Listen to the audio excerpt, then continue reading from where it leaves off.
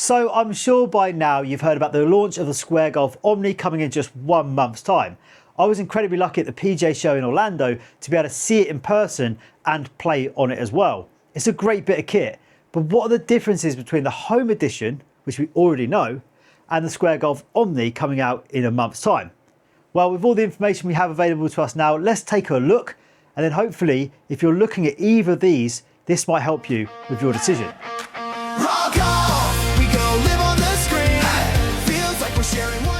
So straight away, we know that the Home Edition is a 2-camera based system, and we know that OMNI is a 4-camera based system, more cameras, more accurate data. So that's always a good sign.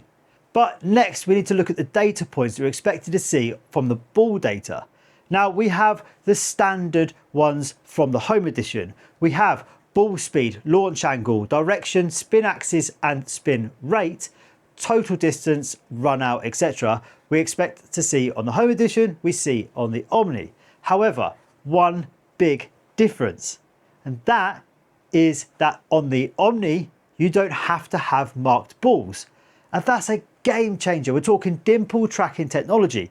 Now, on the Square Golf Home Edition, you have to use marked balls or TP5 picks. And I can't stand TP5 picks. The spin rate on the greens is terrible for me. So being able to use whatever ball I like is going to change the game for me. And it may change the game for you as well. But if it doesn't, then this is going to be the same data. So the real differences with the OMNI to the Home Edition come with club data. Club data has had some massive improvements because we start off straight away. Club head speed. Now we've always wanted to see club head speed on the Home Edition. We have never seen it, but the OMNI has got it. And with that comes smash factor. Again, an incredibly vital bit of data to have. So good to see it on the OMNI. We also, with that, you have face angle, dynamic loft, angle of attack, and impact location on the face. These are incredible bits of data you need, and it puts it up there with the big boys in the market. It really does take the Square Golf Home Edition and then pump it up into something that's more mid to high range. Now, if we're talking about club data, we need to talk about the stickers because both of these launch monitors require stickers. Now, on the Home Edition, you've got one on the shaft. On the OMNI, you're going to have two. You're going to have one on the hosel or just above the hosel or just there. And then you're going to need a small dotted one on the toe of the club to give you more accurate data. So it's worth noting that the new one is going to require 2 stickers to get accurate data, whereas the Square Golf Home Edition requires just 1. So the biggest talking point of the launch of the Square Golf OMNI was the fact that it can be used outdoors and indoors, something the Home Edition just cannot do. The Home Edition is a great indoor unit, but it can't be taken outside. And the Square Golf Home Edition has sensitivity to light, which means that you have to make sure that the room is perfectly lit without any external lighting or direct sunlight into the launch monitor. Now, the Square Golf OMNI can be used outside, so that means it's less sensitive to light, which means that you don't have to control the light going into your room so much in your simulator, which means you could unboard them windows if you've had the home set up.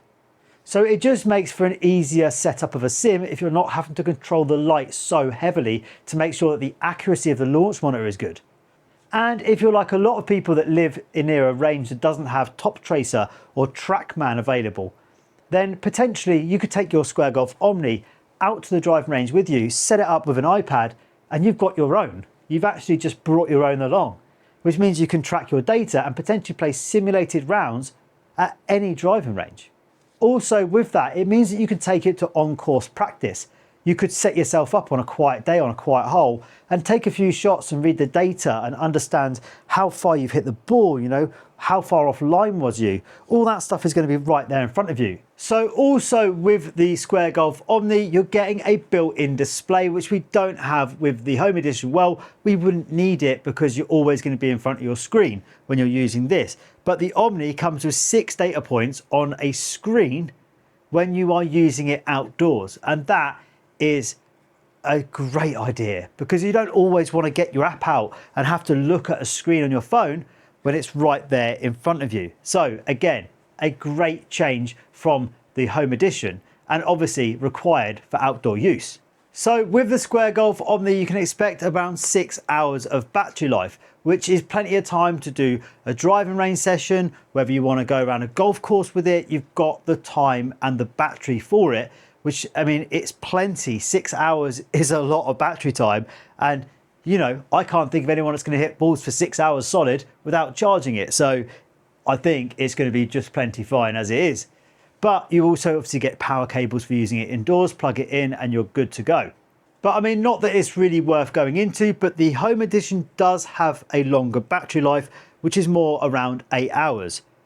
But that makes more sense. Well, it doesn't really, does it? You're not using this outdoors. Well, whatever the reason, they put a smaller battery in the OMNI. The one negative I did see with the power and the charging of the unit is that it isn't a USB-C plug. It's weirdly like an adapter plug, which is just a bit of a pain if, like me, you've wired these things into your floor to allow you to be able to power your Home Edition or whatever you're using. It would have just been nice to see it have that USB-C to make it the same as the Home Edition. That's just a personal preference.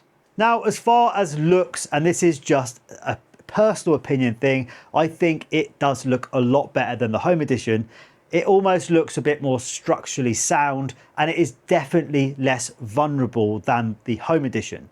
They've made the screen on the front, which you are able to read the data on, too small for a ball to be able to get through, and I think the risk of it getting damaged are much, much lower.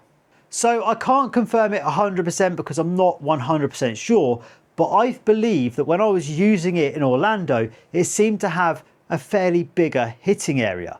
Now, I'm yet to confirm that, but once I can get it here and test it, I will tell you straight away. But I do think the hitting area is bigger. And then we have price point. Well, what are they priced at? So you can pick up a Square Golf Home Edition in the US around $699, expected to go up shortly, and around about £700 in the UK, which is not bad. It's a good bit of kit. But the OMNI is being priced at £1,600. And I believe $1,600, again, I don't know why the US gets it cheaper than us, quite annoying. But anyway, it is around £1,600, which I think is a really, really good price for what it is. So if you look at the others in the market, you're looking more like £2,500, £3,500, £4,000. This is a pretty good unit for the price. So lastly, we have an update for both of the units, and that is the launch of the brand new updated software. The updated app coming for both units, any Square Golf unit. Now, this is expected to have some major updates as well as new courses. However, there's one downside to this. I did ask the question and they still haven't put offset on the software. So if you're playing off the left or right of your screen, you're still going to be playing it from the center on the screen. I did ask them if they can change that. We'll leave it down to them and see what happens. But hopefully it will come soon because it's a properly annoying thing. Now, we don't know much about the software changes, but we are expecting to see a whole host of changes. So let's see when it comes out, and I'll try and get an update for you as soon as possible. I mean, surely multiplayer will be up soon. It's been on the screen for a while. And before I forget, GS Pro connection remains the same, no added cost to use it. And also the credit-based system for the software for Square Golf remains exactly the same. So no hidden fees, carry on as normal, guys.